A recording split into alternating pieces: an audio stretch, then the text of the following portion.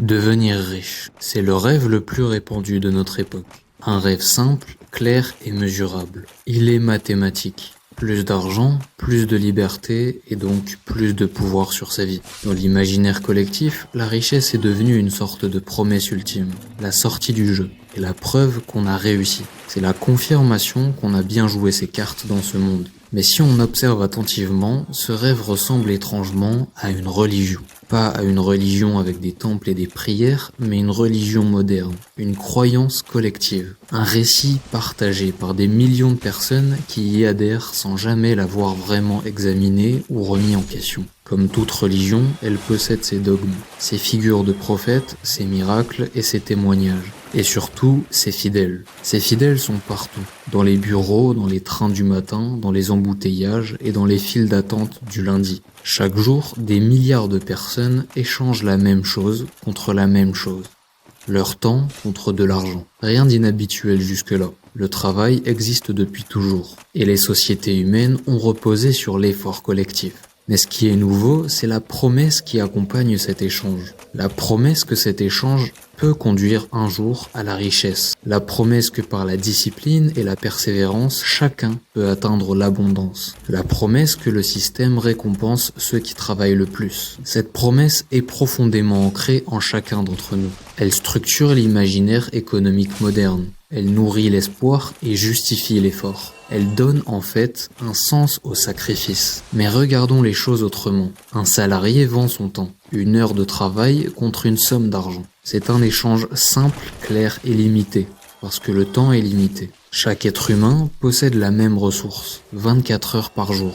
Pas une de plus ni de moins. Si ton revenu dépend directement du temps que tu échanges, alors ton revenu possède une limite structurelle. Même si tu travailles énormément, même si tu es extrêmement discipliné, et même si tu augmentes ton salaire, tu restes prisonnier d'une équation simple.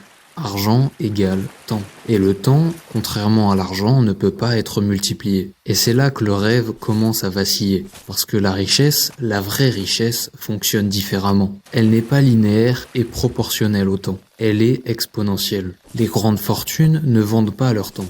Elles possèdent des systèmes, des actifs et des structures qui produisent de la valeur sans dépendre directement de leur présence. Ces structures continuent de produire pendant que leur propriétaire dort.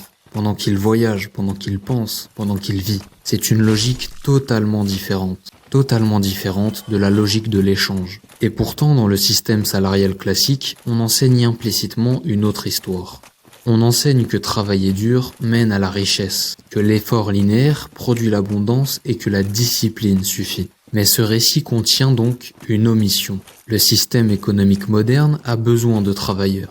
Il a besoin de personnes qui échangent leur temps, qui produisent, qui exécutent et qui maintiennent en place les structures existantes. Si tout le monde cherchait à sortir de l'échange temps contre argent, le système se déséquilibrerait. Il manquerait la base, la fondation. Alors le récit doit être entretenu par la manipulation et la reproduction culturelle. Par répétition, par exemple, et par espoir. On parle souvent des ascensions spectaculaires, de l'entrepreneur devenu millionnaire, de l'investisseur visionnaire. Mais on oublie les milliards de trajectoires invisibles, celles qui suivent le chemin classique. Études, emploi, promotion, stabilité et puis retraite. Ce chemin n'est pas absurde, il offre une forme de sécurité, une structure, une prévisibilité. Mais il ne mène jamais à la richesse, il mène simplement à la stabilité. Et ce n'est pas du tout la même chose. La confusion entre ces deux idées est au cœur du problème, parce que croire que la richesse est au bout du chemin salarial change la manière dont les gens vivent leur vie.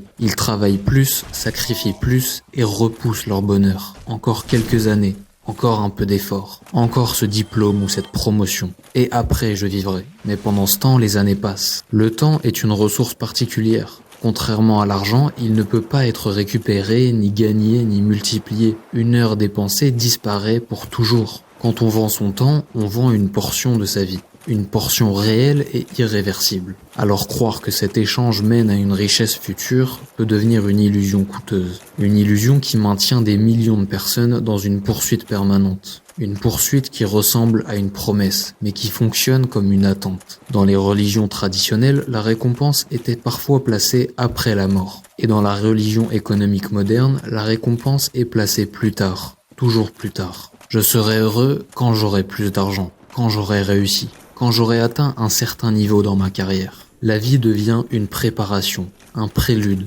un chemin interminable vers un futur hypothétique. Et ce futur devient un horizon qui recule au fur et à mesure qu'on avance. Le système est fait ainsi, et ce phénomène n'est pas uniquement économique, il est aussi psychologique. Le désir humain possède une caractéristique particulière, il se déplace. Quand un objectif est atteint, un nouveau apparaît. Un salaire plus élevé devient normal.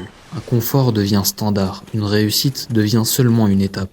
Et la poursuite ne se termine jamais. Et dans ce mouvement permanent, il est facile d'oublier la question de pourquoi. Pourquoi veux-tu devenir riche ? Pour la liberté, le temps et l'indépendance, n'est-ce pas ? Mais paradoxalement, la poursuite de la richesse peut consommer précisément ces choses. Le temps, l'attention, l'énergie.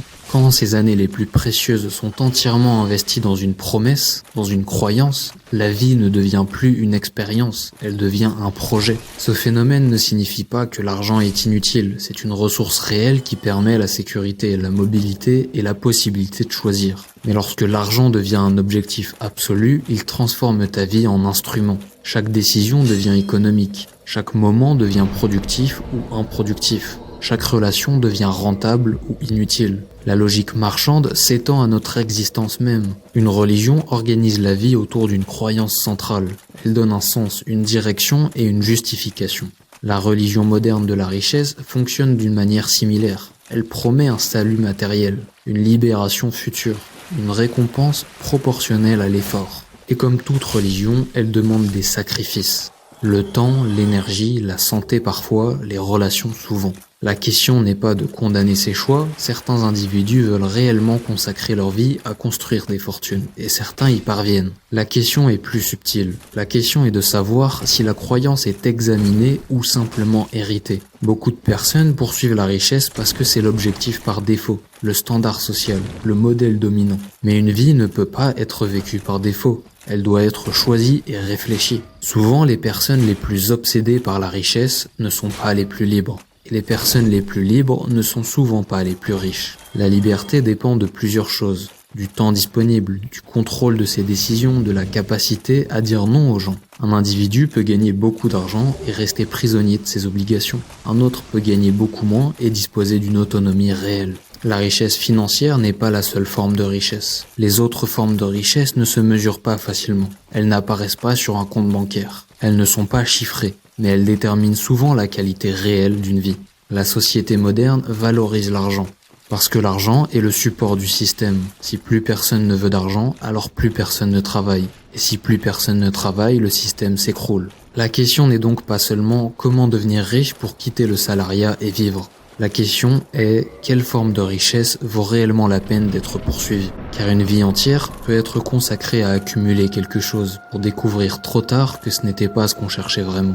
Peut-être que la véritable liberté ne consiste pas à devenir riche, peut-être qu'elle consiste d'abord à comprendre le jeu, comprendre ses règles, ses limites et ses illusions. Et une fois que l'on comprend le jeu, on peut choisir comment y participer, suivre les règles ou ne pas les suivre. Mais ce choix devient réel seulement lorsque la croyance est examinée. Sinon, on vit à l'intérieur d'un récit écrit par quelqu'un d'autre et on ne retrouvera jamais ce qu'on recherche inconsciemment, parce que la question ne nous viendra même pas à l'esprit. Et peut-être que la plus grande richesse consiste précisément à sortir de ce récit, regarder la vie sans promesse héritée, définir sa propre mesure de la vie et de la réussite. Parce que le temps que nous possédons est la seule richesse que personne ne peut créer à nouveau.